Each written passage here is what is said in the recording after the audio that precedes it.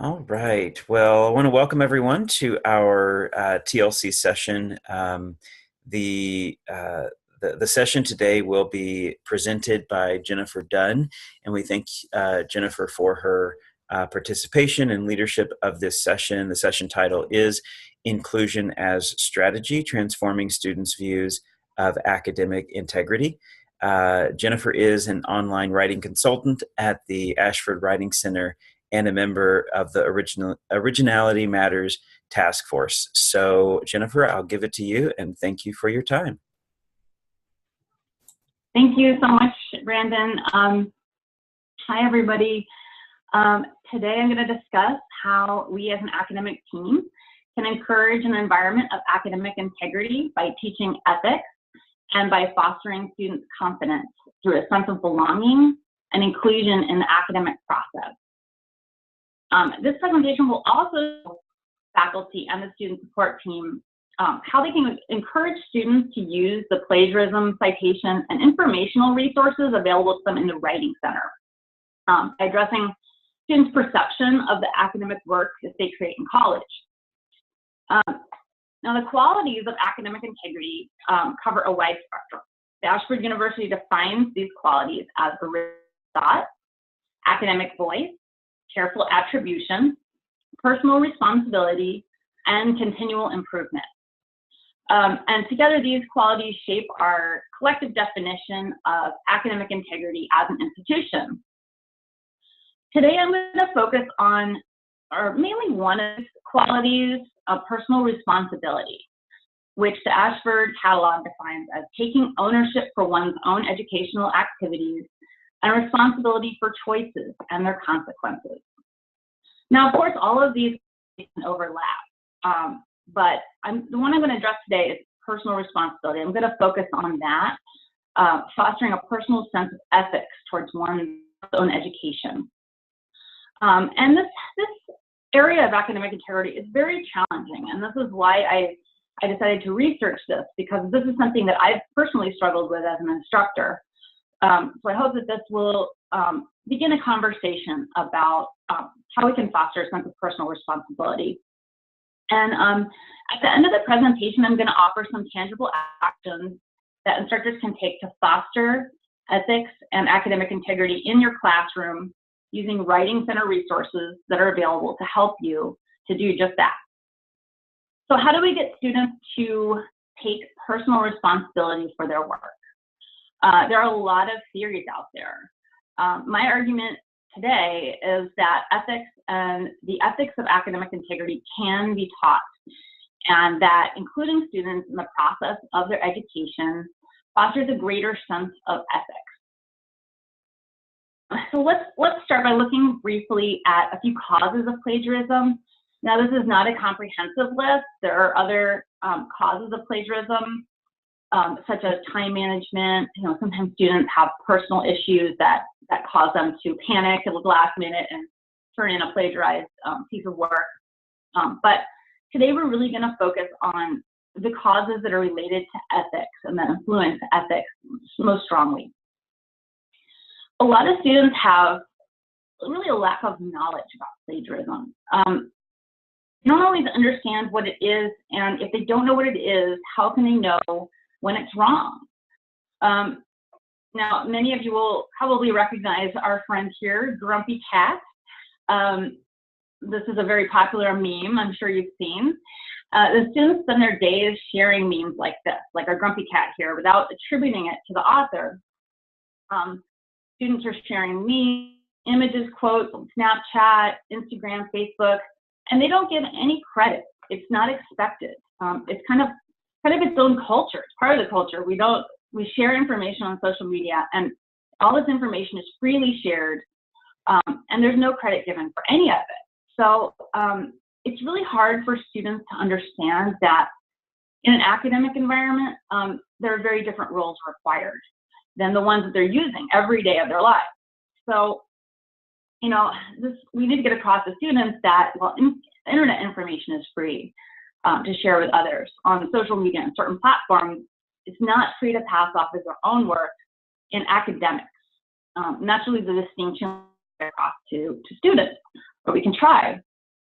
Many students have grown up in this free share environment, so it may take a while for this concept to really sink in terms of practice and translate to practice. Now, another point is that some students have a lack of knowledge about ethics and making ethical choices. And we should never assume that students were taught similar ethics as we have, or they may not understand, or they may not operate under an ethical code at all. This is something I think that as instructors we assume that most people know have similar ethics that we have, and that's just not the case sometimes. And as I research, ethics with regard to plagiarism specifically can vary according to culture, and really ethics varies according to culture as well. So I think that's something to consider and take it to mind when addressing ethics and plagiarism. Understanding the ethical conventions of academic discourse, as we know, is critical for students to be successful in academics. So as educators, we can provide students with information about making better ethical choices, developing critical thinking and critical thinking skills about ethics. Now, sometimes students will plagiarize, and it's intentional. Sometimes students don't know, and they don't care that what they're doing is unethical. And these can be some of the most challenging students to reach. But by including them in the process of their own education, we can try to transform their thinking. It's important to communicate, especially to these students, how behaving ethically will benefit them. How will this benefit them?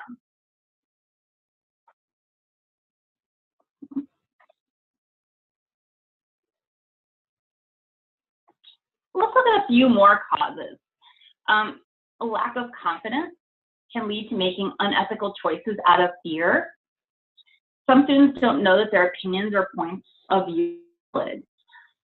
They feel more comfortable, especially these students who don't have a strong sense of confidence. They feel more comfortable allowing an expert to speak for them, which can cause them to use more outside sources in place of their own ideas, even if they know that work will be plagiarized. These students who lack confidence, are thinking that it's better to plagiarize than to look uninformed and incapable in front of the teacher or class. Try to think back of what that felt like if you didn't know something, or if you didn't understand something in school, how that makes the student feel in front of a class. They'll do almost anything. Sometimes they'll do almost anything to avoid looking foolish or like they don't understand something. They don't want to demonstrate that lack of understanding in a public forum. And research shows that helping students to build a stronger sense of authorial identity makes them less likely to act. If the student feels that faculty or other students don't see him or her, then that student may be more likely to be apathetic towards the work that the student turns in. Students may not see themselves as part of a larger group, but as acting individually. So they may not see how their actions matter in the larger picture.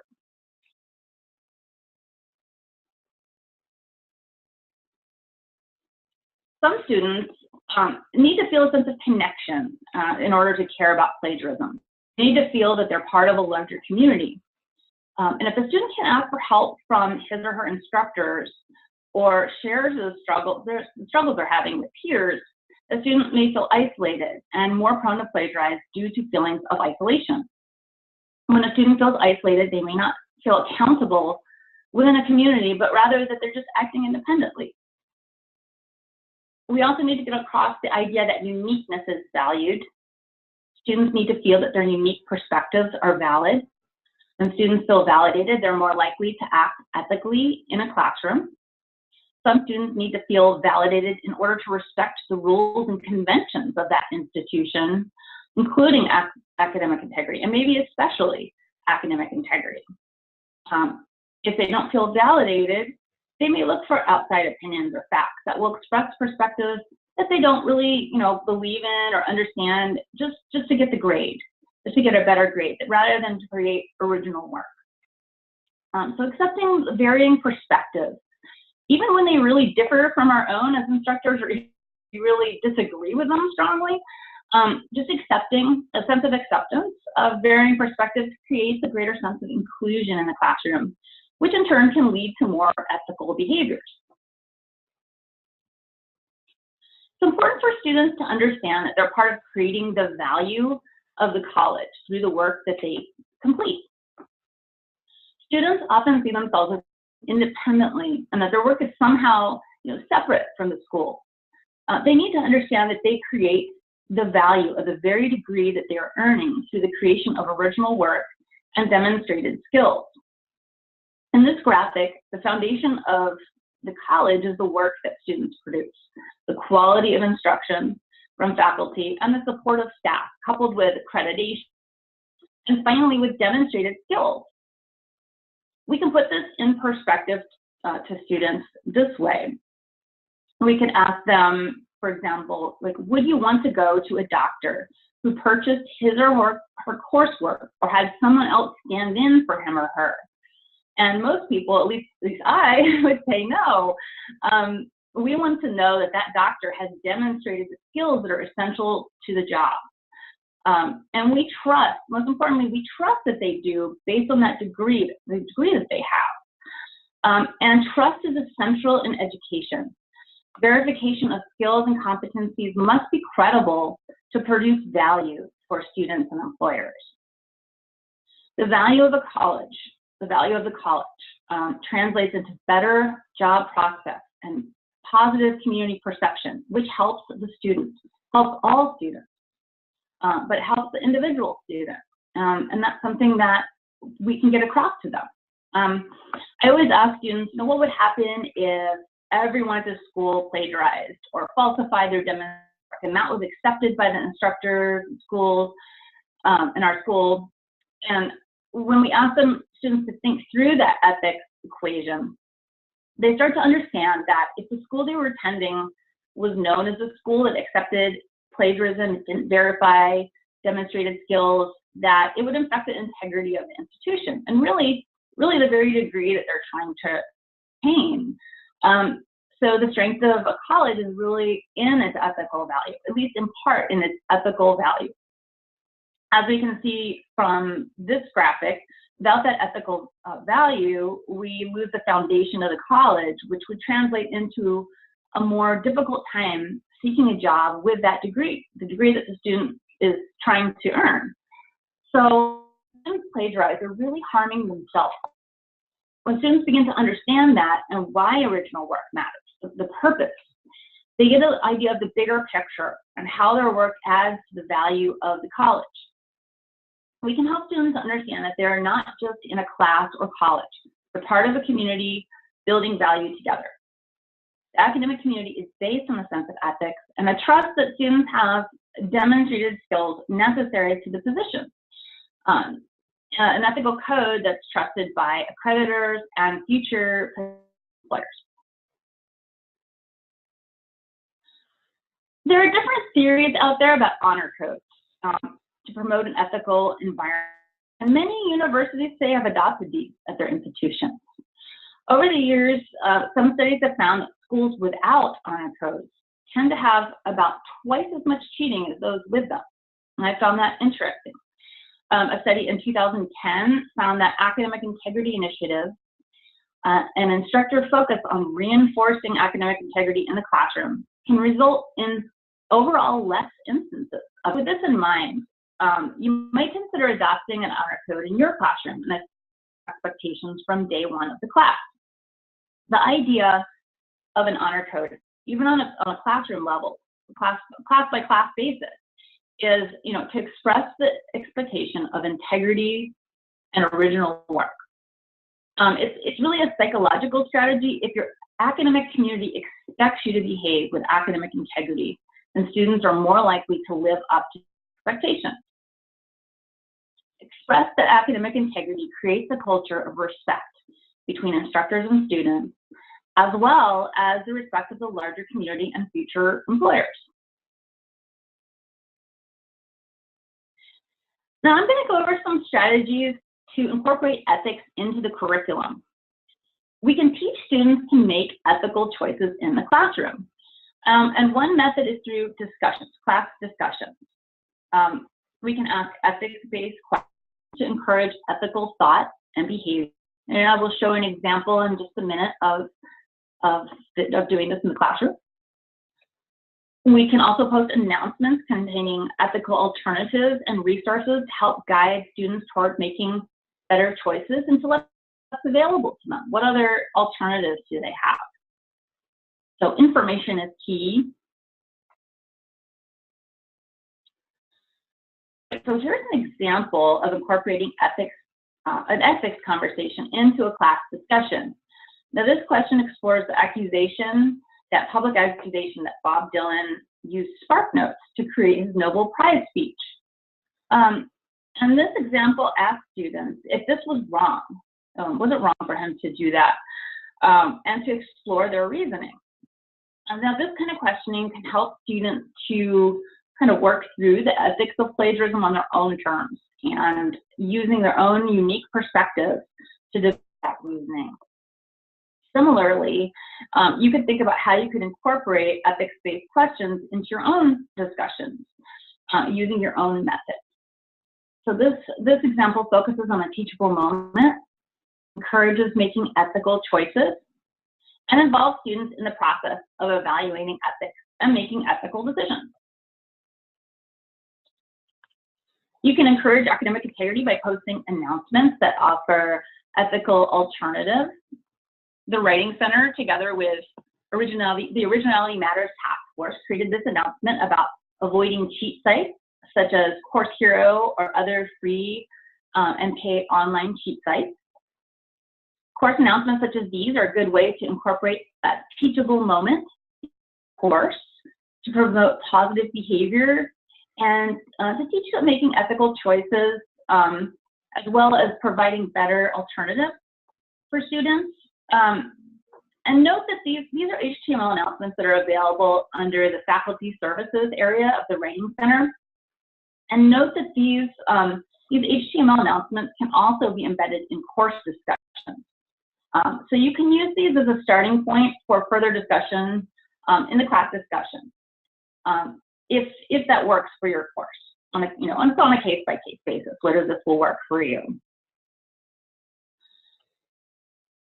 This particular Writing Center announcement focuses on the idea of being an original as a positive trait to obtain.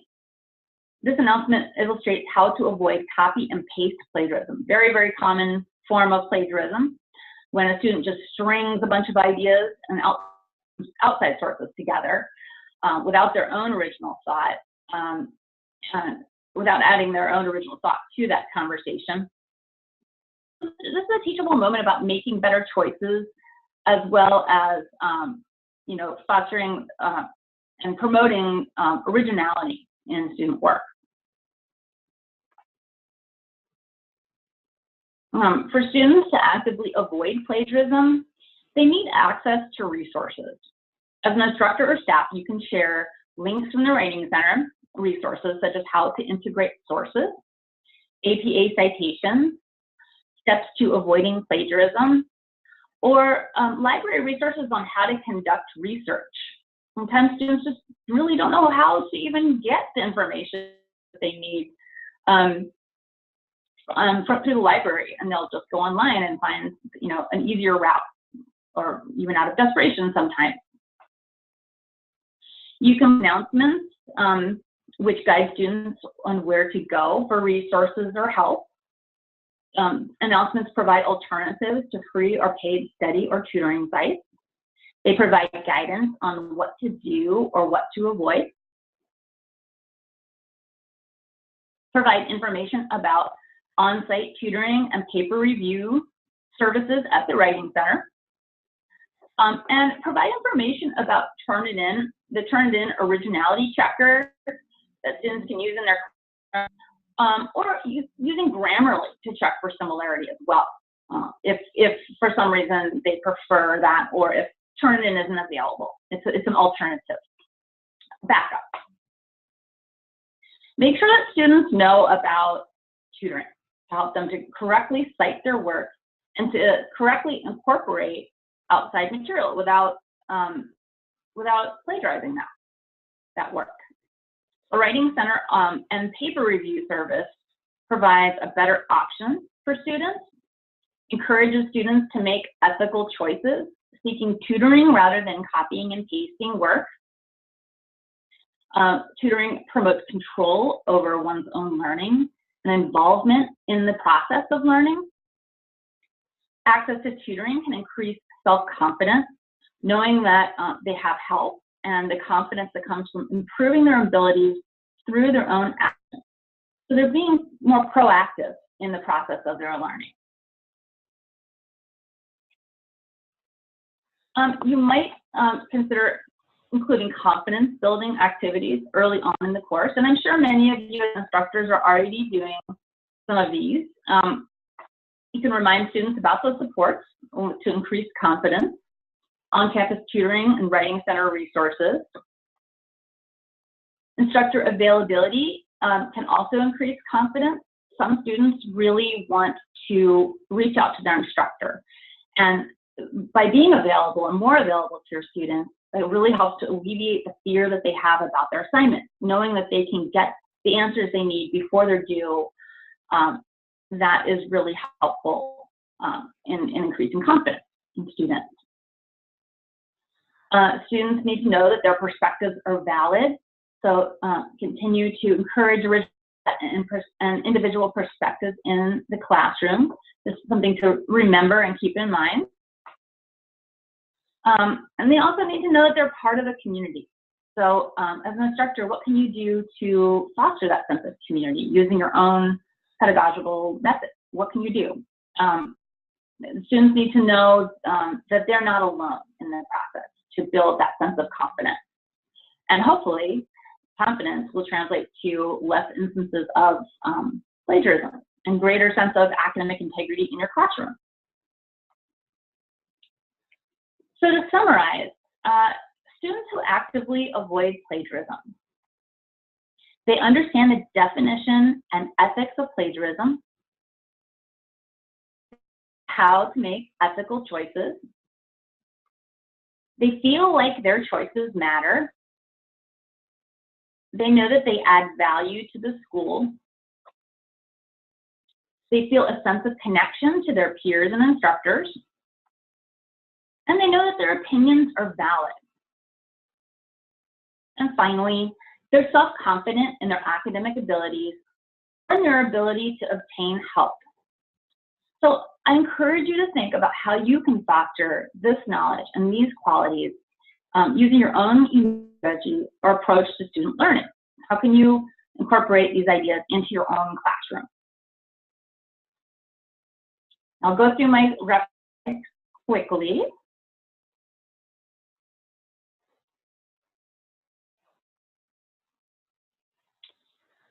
I wanted to offer my contact information if you'd like to get in touch with me to share strategies or to ask any questions about the points in this discussion. Feel free to reach out to me.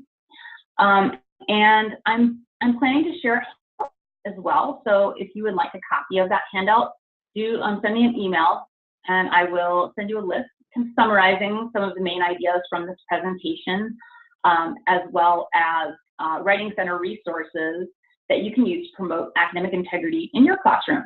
So I'll send this to anyone who requests it. Thank you so much for viewing this presentation today. I really hope that you enjoyed the conversation. And as I said again, please reach out to me with any questions that you have. Thank you. Great. Bye. Thank you, Jennifer. We appreciate your contribution and for the valuable presentation, and hope everyone has a great day. Thank you so much.